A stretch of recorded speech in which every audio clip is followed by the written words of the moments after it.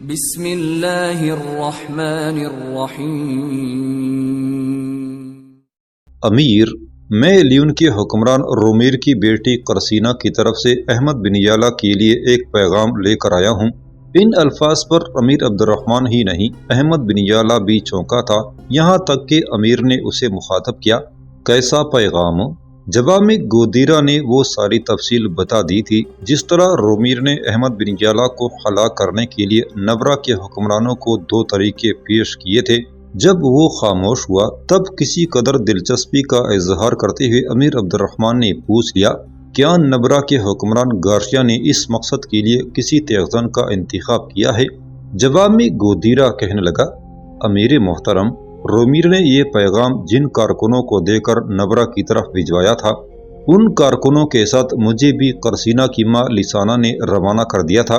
حقیقت یہ ہے کہ قرسینہ نے اپنی ماں لسانہ پر یہ انکشاف کر دیا ہے کہ وہ احمد بن یالا سے محبت کرتی ہے اور اپنی زندگی اس کے ساتھ بسر کرنا چاہتی ہے۔ اب قرسینہ کی اس محبت کا صرف اس کی ماں کے علاوہ مجھے اور رومیر کے بڑے بھائی افونش کی بیٹی انجلینا کو پتہ ہے، جس نے ان دنوں ببلونا ہی میں قیام کر رکھا ہے، اور وہ ایک طرح سے قرسینہ کی رازدار ہے اور دونوں نے ایک ہی خوابگاہ میں قیام کیا ہوا ہے۔ امیر، قرسینہ لیون سے یہاں ببلونا چلی آئی ہے کیونکہ وہ احمد بن یالا کے حق میں بولنا شروع ہو گئی تھی، لہٰذا اسے خطرہ ہو گیا تھا کہ کہیں اس کی گفتگو سے اس کا باپ یہ اندازہ نہ لگا لے کہ وہ احمد بن یالا کی طرف مائل ہو چکی ہے۔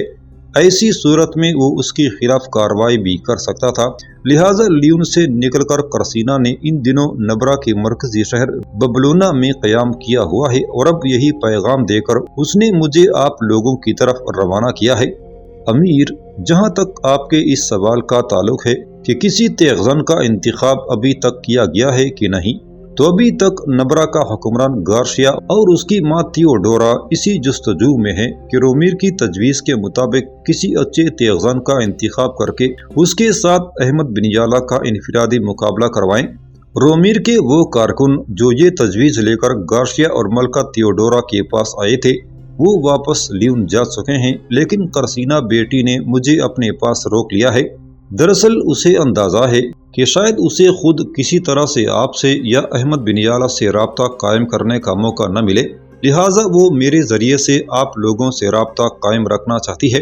میں چونکہ لیون کے قصر کے خادموں میں سے ایک ہوں، لہٰذا وہ جو کارکن واپس لیون گئے ہیں ان کے ساتھ قرسینہ نے یہ پیغام بھجوا دیا ہے کہ اس نے مجھے اپنے کام کاج کے لیے اپنے پاس روک لیا ہے۔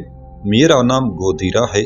یہاں تک کہنے کے بعد گودیرا رکا، کچھ سوچا، پھر اپنی بات کو آگے بڑھاتا ہوا وہ کہہ رہا تھا، امیر، پہلے رومیر کی تجویز کے مطابق ملکہ تھیوڈورا اور اس کا بیٹا گارشیا دونوں اپنے کسی اچھے تیغزن کو احمد بن یالا کے خلاف انفرادی مقابلے میں آزمائیں گے۔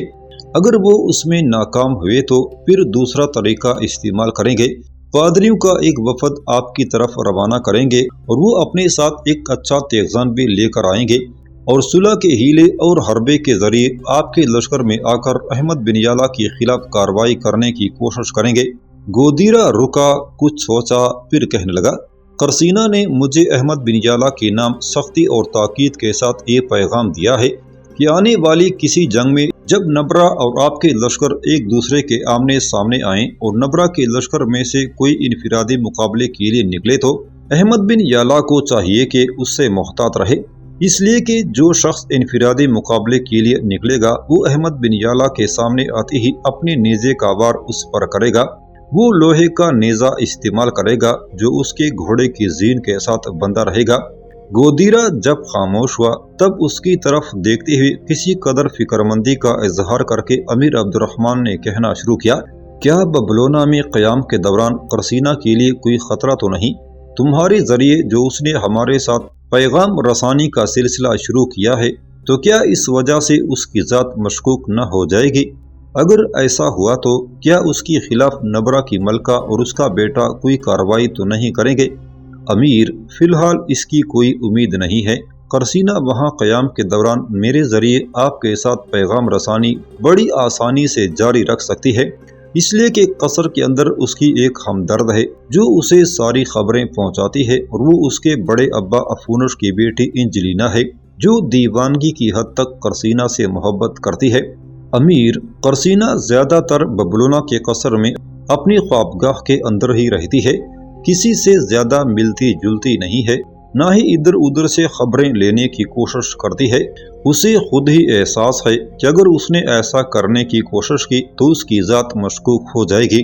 اینجلینا جو اس کے بڑے ابا کی بیٹی ہے، ساتھ ہی وہ نبرا کے حکمران گارشیا کی بانجی اور ملکہ تیوڈورا کی نواسی ہے، اس لحاظ سے اس پر کوئی شک نہیں کرتا اور قرسینہ کے لیے یہ سارے کام اینجلینا ہی سر انجام دے رہی ہے۔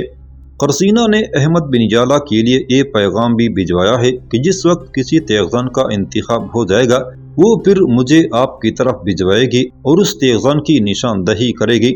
ساتھ ہی قرسینہ نے یہ بھی کہا تھا کہ اگر اس تیغزن کی نشاندہی نہ بھی ہو سکی تب بھی جب کبھی بھی نبرا کے لشکر کے ساتھ ٹکراؤ کے نتیجے میں انفرادی مقابلہ درپیش ہو تو احمد بن یالا کو چاہیے کہ جو شخص بھی اس کا نام لے کر انفرادی مقابلے کے لیے للکارے اس کے مقابلے کے لیے نکلے ضرور، لیکن محتاط رہے کہ وہ اس پر اپنی لوہے کے نیزے کا وار کرے گا۔ یہاں تک کہنے کے بعد گودیرا جب رکا تب امیر عبد الرحمن اس کی طرف دیکھتے ہوئے کہنے لگا، سب سے پہلے تو میں تمہارا شکریہ ادا کرتا ہوں کہ تم نے رومیر کی بیٹی قرسینہ کا پیغام خلوص اور نیک نیتی کے ساتھ ہم تک پہنچایا۔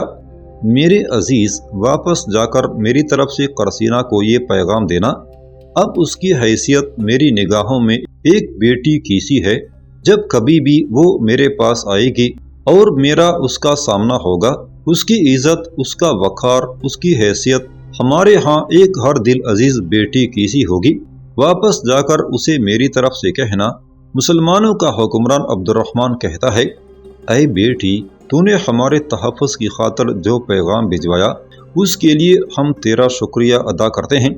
اس سے کہنا، اس سے پہلے بھی جو تو نے ہمیں پیغام دیا اور ہم نے ایک طرح سے تم پر بد اعتمادی کا اظہار کیا تھا، اس کے لیے ہم پہلے معذرت خواہ ہیں، اس کے بعد اس سلسلے میں بھی تمہارا شکریہ ادا کرتے ہیں۔ میرے عزیز، تو ایک دو روز تک ہمارے ہاں مہمان کی حیثیت سے قیام کر، اس کے بعد واپس جا کر قرسینہ سے ہمارا شکریہ ادا کرنا اور اس سے کہنا کہ جو تو نے پیغام دیا ہے اس کے لیے تہ دل سے ہم تیرے شکر گزار ہیں۔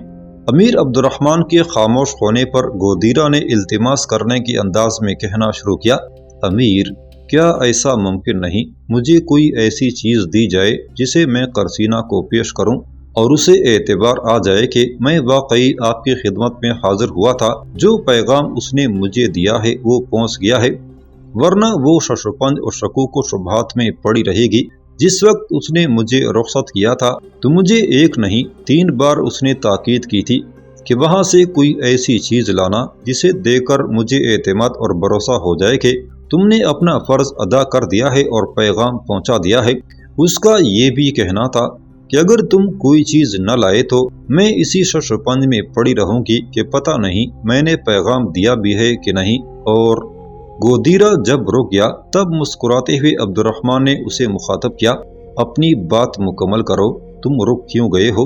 اس پر گودیرا بول اٹھا، قرسینہ نے مجھے کہا تھا کہ جس وقت احمد بن یالا سے اس کی دوسری ملاقات ہوئی تھی اور اسے اس کا گھوڑا اور دوسرا سامان واپس کیا گیا تھا، اس وقت احمد بن یالا کے کھندے پر ایک خوبصورت سفید رنگ کا سادہ سا انگوچھا تھا۔ قرسینہ کا کہنا تھا کہ اگر تو وہ انگوچھا لے کر آئے تو میں اسے پہچان جاؤں گی اور مجھے یقین ہو جائے گا کہ جو پیغام پہنچانا چاہتی تھی وہ پہنچ چکا ہے۔ گودیرا جب خاموش ہوا تب سوالیہ سی انداز میں امیر عبد الرحمن احمد بن یالا کی طرف دیکھنے لگا تھا۔ احمد بن یالا ہلکے ہلکے مسکراتے ہوئے دھیمے لہجے میں عبد الرحمن کی طرف دیکھتے ہوئے کہنے لگا، امیر، قرسینہ نے جو پیغام بھیجا ہے وہ واقعی درست ہے۔ جس وقت دوسری بار میں نے قرسینہ کو اٹھایا تھا اور اپنے علاقوں میں لے کر گیا تھا اور جب میں وہاں سے اسے رخصت کرنے لگا اس وقت واقعی میرے شانے پر سفید رنگ کا انگوچھا تھا۔ اگر میرے اس انگوچھے کو وہ پہچانتی ہے تو وہ انگوچھا میں اسے دے دوں گا تاکہ قرسینہ کو اعتبار آ جائے کہ جو پیغام وہ ہمیں دینا چاہتی تھی وہ ہمیں مل چکا ہے۔ امیر عبد الرحمن نے اس بار گودیرا کی طرف دیکھا، پھر کہنے لگا، جو کچھ احمد بن یالا نے کہا ہے کیا اس پر تم مطمئن ہو؟ گودیرا مسکرا دیا اور کہنے لگا، امیر، اب میں مطمئن ہوں اگر وہ انگوچھا مل گیا تو میں بھی خوش ہو جاؤں گا، مطمئن ہو جاؤں گا کہ قرسینہ مجھ پر اعتبار اور بھروسہ کر لے گی کہ میں نے اس کا پیغام دے دیا ہے، اور انگوچھا دے کر جو خوشی قرسینہ کو ہوگی وہ تو میں اس وقت الفاظ میں بیان نہیں کر سکتا۔ امیر عبد الرحمن نے پھر اسے مخاطب کیا، تم ایسا کرو، احمد بن یالا کے ساتھ چلے جاؤ، 1 2 دن یا 3 یا 4 جتنے دن بھی تمہارا جی چاہتا ہے ہمارے لشکر میں قیام اور آرام کرو۔ جب تم رخصت ہونا چاہو گے تو احمد بن یالا تمہاری رخصتی کا سامان کرے گا، ساتھ ہی تمہیں وہ انگوچھا بھی دے دے گا جو تم نے واپس جا کر قرسینہ کو دکھانا ہے۔ اس کے ساتھ ہی عبد الرحمن نے اپنے پیچھے پڑے ہوئے تکیے سے ایک چرمی تھیلی اٹھائی، وہ نقدی سے بھری ہوئی تھی۔ وہ تھیلی امیر نے گودیرہ کی گود میں رکھ دی اور کہنے لگا، یہ ہماری طرف سے قرسینہ کا پیغام پہنچانے کے صلے میں تمہارے لیے انعام ہے۔ اب تم احمد بن یالا کے ساتھ جاؤ، یہ تمہارے آرام اور قیام کا اہتمام کرے گا۔ اس کے ساتھ ہی احمد بن یالا اٹھ کھڑا ہوا اور گودیرہ کو اپنے ساتھ لے کر وہ خیمے سے نکل گیا تھا۔ گودیرہ نے امیر عبد الرحمن کے پڑاؤ میں 2 دن قیام کیا۔ اس کے بعد وہ قرسینہ کے لیے احمد بن یالا کا انگوچھا لے کر ببلونا کی طرف کوچ کر گیا تھا۔ سرقطہ کو اپنا مطیع اور فرمانبردار بنانے کے بعد امیر عبد الرحمن نے ارادہ کیا تھا کہ پہلے وہ نبرہ کی سلطنت پر حملہ آور ہونا شروع ہوگا، اس لیے کہ نبرہ کی مملکت کے نئے بادشاہ گاشیا نے مسلمانوں کے خلاف پر پرزے نکالنے شروع کر دیے تھے۔ اب اس نے نہ صرف مسلمانوں کے قریبی شہروں کو اپنا ہدف بنانا شروع کیا تھا، بلکہ جہاں کہیں بھی اسے موقع ملتا مسلمانوں کے مفاد کو نقصان پہنچاتے ہوئے خوشی محسوس کرتا تھا۔ جس وقت امیر عبد الرحمن سرقطہ سے کوچ کر کے نبرہ کی مملکت کے مختلف شہروں کو اپنا ہدف بنانے کا ارادہ کر رہا تھا، انہی دنوں چند ناگزیر وجوہات کی بنا پر عارضی طور پر امیر عبد الرحمن کو اپنا ارادہ بدلنا پڑا اور اسے وشقہ شہر کا رخ کرنا پڑا۔ وشقہ کا علاقہ بڑا زرخیز اور آباد تھا اور ایک عرصے سے نبرہ کے حکمرانوں کی اس پر نظر تھی۔ اس کی زرخیزی کا یہ عالم تھا کہ اس کے اطراف میں لگ بھگ 4 دریا بہتے تھے، ایک دریائے جلک، دوسرا دریائے زیتون، تیسرا دریائے صغر، اور یہ تینوں دریا اکٹھے ہو کر ایک بڑے دریا ابرا میں جا کر گرتے تھے۔ یہ سارے دریا شمال کے جبل ایران سے نکل کر شمال سے جنوب کی سمت بہتے تھے۔ رومنوں کے ادوار میں وشقہ کا پرانا نام وسقا تھا، اسی نام سے اہل عرب نے اسے وشقہ پکارنا شروع کر دیا۔ کبھی کبھی عرب اسے وشقہ کے بجائے اشقا بھی پکارتے تھے۔ یہ شہر اب بھی موجود ہے اور اب اس کا شہر خوالی کا ہے۔ یہ شہر سرقطہ سے 35 میل شمال مشرق میں دریا کے دائیں کنارے اور اونچے مقام پر واقع ہے۔ یہ اندلس کے قدیم اور پرانے شہروں میں شمار کیا جاتا ہے۔ وشقہ کی عمارتوں کے کچھ نشانات اب بھی موجود ہیں۔ مسلمانوں کی بھی اس شہر میں کافی عمارات تھیں۔ مسلمانوں نے اس شہر اور ارد گرد کے علاقے کو پہل صدی کے آخری حصے میں فتح کیا تھا۔ یہ لگاتار مسلمانوں کے قرطبہ کے امیروں کے تحت ہی رہا، یہاں تک کہ جب امیر عبد الرحمن الثالث کے دادا کے دور میں مسلمانوں کی سلطنت بالکل کمزور ہو گئی، جگہ جگہ بغاوتیں اٹھ کھڑی ہوئیں، بڑے بڑے شہروں نے اپنی خود مختار حکومتیں قائم کر لیں، تب وشقہ شہر کے حالات بھی خراب ہونا شروع ہو گئے۔ ارد گرد کی عیسائی حکمرانوں نے اس پر نظریں گاڑ دیں، یہاں تک کہ ایک مسلمان سالار محمد بن عبد المالک نے اس شہر پر قبضہ کر کے وہاں اپنی خود مختار حکومت قائم کر لی تھی۔ عبد الرحمن الثالث کے دادا عبداللہ کا دور مسلمانوں کا انتہائی کمزور اور ابتری کا دور تھا، لہٰذا اس کے دور سے ہی عیسائی حکمرانوں نے اس پر نظریں گاڑ رکھی تھیں۔ تاہم محمد بن عبد المالک کسی نہ کسی طرح اس شہر کا دفاع کرتا رہا۔ اب صورتحال یہ پیدا ہوئی کہ نبرہ اور جلیکیا والوں کے ایک متحدہ لشکر نے اس شہر کا رخ کیا تھا۔ ایسا شاید وہ امیر عبد الرحمن کی توجہ اپنے آپ سے ہٹا کر وشقہ کی طرف کرنا چاہتے تھے یا اس کی فتوحات کا رخ موڑنا چاہتے تھے۔ بہرحال جلیکیا اور نبرہ کی متحدہ قوت نے وشقہ شہر کا محاصرہ کر لیا۔ یہ صورتحال وشقہ کے حکمران عبد المالک کے لیے بڑی تکلیف دہ تھی۔ وہ جان گیا تھا کہ وہ حملہ آوروں کا مقابلہ نہیں کر سکتا، لہٰذا راتوں رات اپنی جان بچانے کے لیے وہ وشقہ سے بھاگ نکلا اور ایک قاصد امیر عبد الرحمن کی طرف روانہ کر دیا کہ وشقہ شہر اس وقت نصرانیوں کے حملے کی وجہ سے خطرے میں ہے۔ اگر نصرانیوں نے اسے فتح کر لیا تو شہر کے اندر جس قدر مسلمان ہے وہ ان کا قتل عام کر دیں گے، اس نے امیر عبد الرحمن سے اپنی معذوری کا بھی اظہار کیا کہ اس کے پاس اب اتنی قوت نہیں کہ وہ جلیکیا اور نبرا کی متحدہ قوت کا سامنا کر سکے۔ یہ خبر ملتی ہی امیر عبد الرحمن نے وشقا شہر کے مسلمانوں کو بچانے کے لیے سرکتا سے بڑی برق رفتاری کے ساتھ وشقا شہر کا رخ کیا تھا۔ جلیکیا اور نبرا کی لشکریوں کا خیال تھا کہ وشقا کا حاکم چونکہ شہر چھوڑ کر بھاگ گیا ہے، لہٰذا اب وشقا کو فتح کرنا ان کے لیے انتہائی آسان اور سہل ہو گیا ہے۔ تاہم شہر کے اندر جو چھوٹا سا لشکر تھا، اس نے شہر کے مسلمانوں کے ساتھ مل کر شہر کا دفاع جاری رکھا۔ انہوں نے شہر کی فصیل کے اوپر پتھر اور تیروں کے ڈھیر لگا دیے تھے، اور جو ہی جلیقیہ اور نبرا کی لشکری فصیل پر چڑھنے کے لیے نزدیک آتے، ان پر سنگ باری کرتے، تیر اندازی کرتے اور انہیں پیچھے ہٹ جانے پر مجبور کر دیتے۔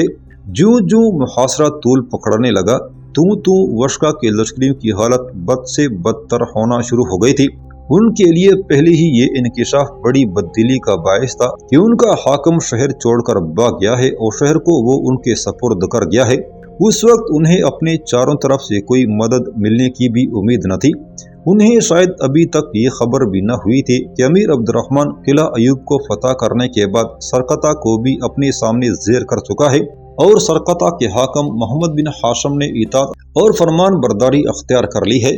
لیکن چند دنوں بعد وشقا کے مسلمانوں کی ساری مایوسیاں اور افسردگیاں ان کی خوشی اور ان کی طمانینت میں بدل گئیں، اس لیے کہ امیر عبد الرحمن نے اپنے لشکر کے آگے آگے کچھ قاصد وشقا کے مسلمانوں کی طرف روانہ کیے تھے اور انہیں پیغام بھجوایا تھا کہ میں بہت جلد وشقا پہنچ رہا ہوں، میرے آنے تک وہ شہر کا دفاع جاری رکھیں۔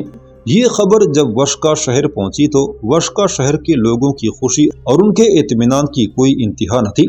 لوگ شہر کے اندر ایک طرح سے جشن منانے لگے اور پہلے کی نسبت انہوں نے زیادہ جوش اور جذبے کے ساتھ حملہ آوروں کا مقابلہ کرنا شروع کر دیا تھا۔ شہر کا محاصرہ کرنے والے نصرانیوں کو جب خبر ہوئی کہ وشقا شہر کے اندر خوشیاں منائی جا رہی ہیں، جشن برپا ہے، تو اس وقت تو ان کی سمجھ میں کچھ نہ آیا کہ مسلمان کیوں خوشی کا اظہار کر رہے ہیں۔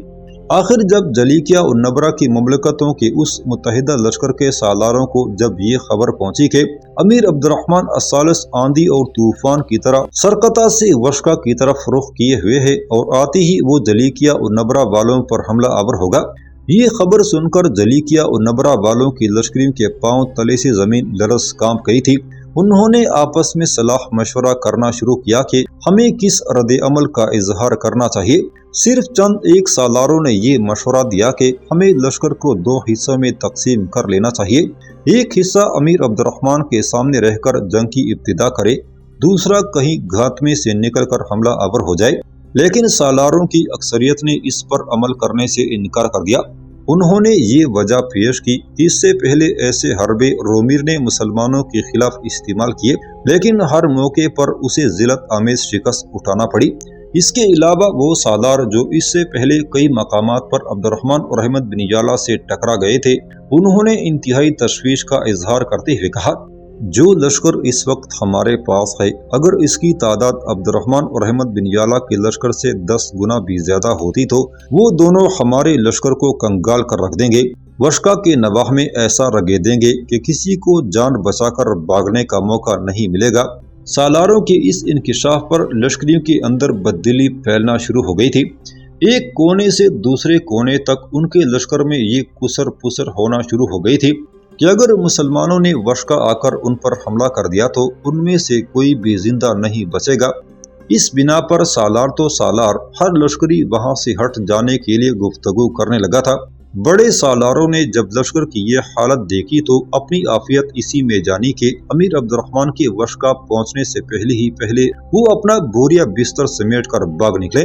چنانچہ انہوں نے ایسا ہی کیا۔ امیر عبد الرحمن اپنے لشکر کے ساتھ ابھی وشقا سے لگ بھگ 5 میل کے فاصلے پر ہی تھا کہ نصرانیوں کا لشکر حرکت میں آیا اور بڑی تیزی سے وہ اس طرف بھاگ گیا جس طرف سے نکل کر وہ وشقا پر حملہ آور ہونے کے لیے آیا تھا۔